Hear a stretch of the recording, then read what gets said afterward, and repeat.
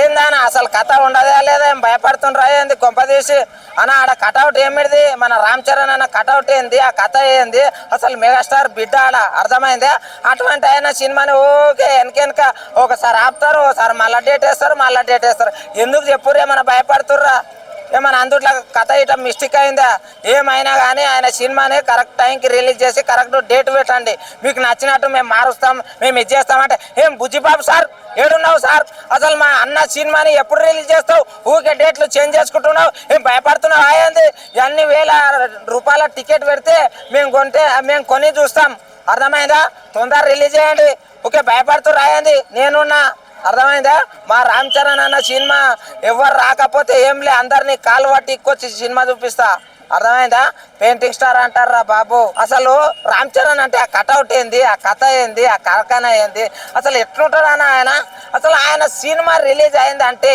ఒక మగధీరా అర్థమైందా ఒక ఇంకోటి మొన్న వచ్చిన RRR సినిమాలో ఆయన బాణం పట్టుకుంటేనంటే సేమ్ నాకు రాముడు కనబడిండు రావణునికి ఎగ్గు పెట్టిన రాముడు కనబడింది నాకు అంత ఖతర్నాక్ కటౌట్ని పెట్టుకొని నువ్వు ఊకి అక్కడిక్కడ తిప్పుతున్నా అంటే సినిమాలో జర్ర మిస్టేక్ కావాలి బుచ్చి బాబు సార్ నీకు ఉంటుంది ఇక నువ్వు అనుకుంటున్నావు ఊకే అంటే చేంజ్ చేస్తున్నావు డేట్లు జర డేట్లు చేంజ్ గిట్లా ఈసారి చేసినావంటే బాగుండదు ఒక డేట్ వాడేయి ఆడికే పెట్టు ఎవరు చూడరు నేను చూసుకుంటా అస్సలు తగ్గదనా రామ్ చరణ్ రేంజ్ ఏంది ఆ కథ ఏంది అంటే జస్ట్ డేట్లు మార్చినంత మాత్రాన ఆయన కెరీర్ కిందికి పోతుంది అనుకున్నారా ఆయన రేంజ్ తగ్గుతుంది అనుకున్నా ఏందనుకున్నావు పులి మెగాస్టార్ పులి బిడ్డ సరే గానీ డేట్లు మార్చడానికి కారణం ఏందంటావు నీకు తెలిసిందేందో చెప్పు కారణం 1,00,000 ఉంటాయి 1,96 ఉంటాయి అవు 1,00,000 ఉంటాయి చెప్తాగు వర్షం వేసినాం అనుకో కరిగట కొట్టాలి నాటేయాలి మసాలా చల్లాలి మందు కొట్టాలి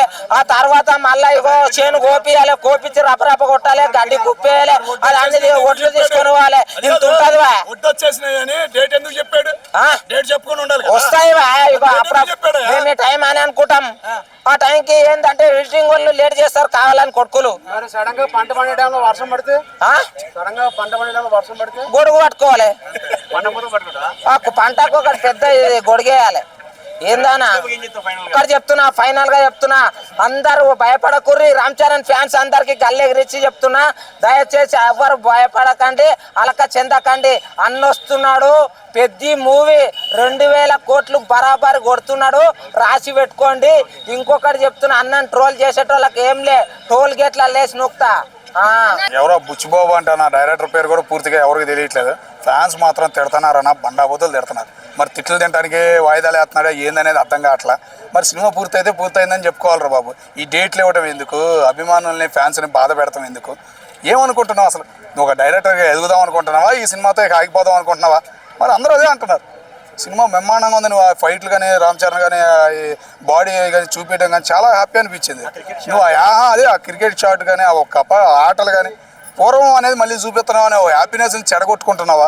ఏమి ఎవరైనా భయపెడుతున్నారా అన్నట్టు టాలీవుడ్ వాళ్ళు ఏమైనా భయపెడుతున్నారా చెప్పరా నాయన బయటికి చెప్పు బయటికి చెబితే నిలదీయడానికి మీ ఫ్యాన్స్ పరంగా సినిమా పిచ్చో ఉన్న వాళ్ళు చాలామంది ఉన్నారు తెలుగు వాళ్ళ అభిమానులు అంటే సినిమా పరంగానే నెంబర్ 1 తర్వాత రాజకీయ నాయకులు అర్థమైందా నీ బాధ ఏందో ముందు చెప్పు ఇలా డేట్లు చెప్పేసి ఫ్యాన్స్ని అభిమానుల్ని బాధ పెడితే నీకు మళ్ళీ మరో చరిత్ర మళ్ళీ ఈయన కూడా రామ్ చరణ్ కూడా దగ్గరికి రానియరు అనేది నువ్వు గ్రహించాలని నేను కోరుకుంటున్నాను ఎవరు మరి నేను అంటుంది అదే కదా నా సీన్లు అవన్నీ చూస్తుంటే మరి అడుగుతున్నారు మళ్ళీ ఇప్పుడు వచ్చి బాబా మాటలు మాట్లాడుతుంది అట్ట పూర్తయిందా లేదా అనేది క్లారిటీ ఇస్తున్నాడా అదేమంటే డేట్ మార్చేస్తున్నాను డేట్ మార్చేస్తున్నాను ఏదో ట్విట్టర్లోనో ఎక్స్లోనో పోస్ట్ చేస్తున్నాడు అవి చూసేసి మన వాళ్ళు బండబూతులు తిడుతున్నారు మరి స్పందించాలి రామ్ చరణ్ గారు కూడా స్పందించాలి గట్టిగా మళ్ళీ ఇవాళ ఒక మాట వచ్చింది ఏందనేది స్పందించాలి సినీ ఫీల్డ్ పరంగా పెద్దలుగా కానీ ఏదైనా ఒక రంగ స్పందన అనేది ఉండాలి ఒక సినిమా వస్తుందని ఇలా వాయిదాలు వేసి ఆ సినిమాకున్న గ్రాఫిక్స్ కానీ అంతా చెడగొడుతున్నారు సినిమా మీద ఇంట్రెస్ట్ అనేది పోగొడుతున్నారు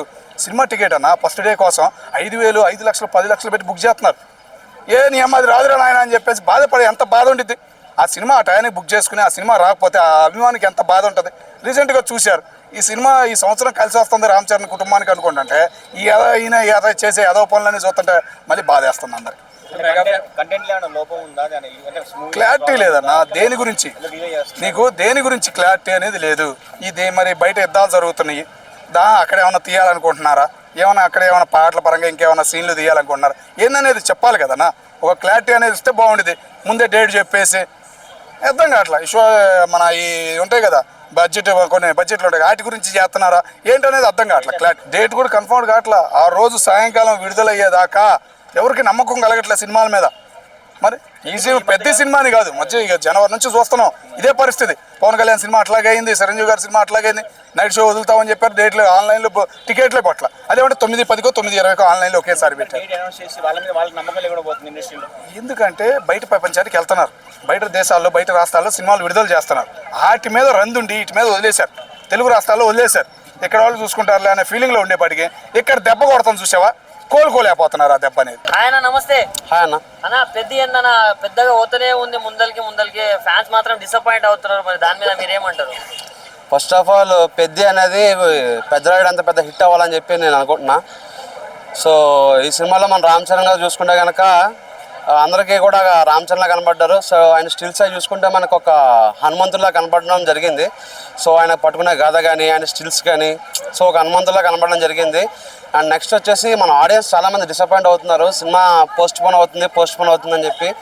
సో బుచ్చిబాబు గారు సుకుమార్ గారికి మూవీ చూపించడం జరిగింది. సో అందులో కొన్ని మార్పులు చేర్పులు చేయడం, సో దానివల్ల పోస్ట్ పోన్ అవుతుందని చెప్పి నేను అనుకుంటున్నా. సో తెలుగు ఆడియన్స్కి ఎన్నిసార్లు పోస్ట్ పోన్ అయినా సరే end of the day full meals పెడితే కనుక ఇప్పుడు మనకి సినిమా బాగపోతే ఇంత ఆనందం, సినిమా హిట్ అయితే చాలా ఆనందం వస్తుంది. సో ఆకాశ మూవీ ప్రమోషన్స్ టైంలో పెద్ద టైంకి వచ్చేస్తున్నామని రామ్ చరణ్ గారే చెప్పమన్నారు నిహారిక గారికి. బట్ ఇప్పుడు మళ్ళీ పోస్ట్ పోన్ అవుతుంది. ఏమండి అంత పెద్ద రాజమౌళి గారే ఎప్పుడు చూసినా మాట తప్పుతుంటారు, మరి రామ్ చరణ్ గారు మాట తప్పడం తప్పేమని చెప్పండి. సో రామ్ చరణ్ గారు ఆడియన్స్కి ఒక మంచి స్టఫ్ ఇవ్వాలి అన్న ఒక మేరకి సినిమాని పోస్ట్ పోవడం జరుగుతుంది అనమాట. అలాగే మన ఒకసారి కొంచెం యాక్సిడెంట్ అవ్వడం, అలాగే ఇప్పుడు మన క్రికెట్ మ్యాచ్ జరుగుతుంది కదా ఐపీఎల్. సో ఐపీఎల్ వల్ల మన బైకర్ మూవీ కలెక్షన్స్ దెబ్బపడ్డాయి. సో అలాంటి చూసుకోవాలి కదా ఫస్ట్ ఆఫ్ ఆల్.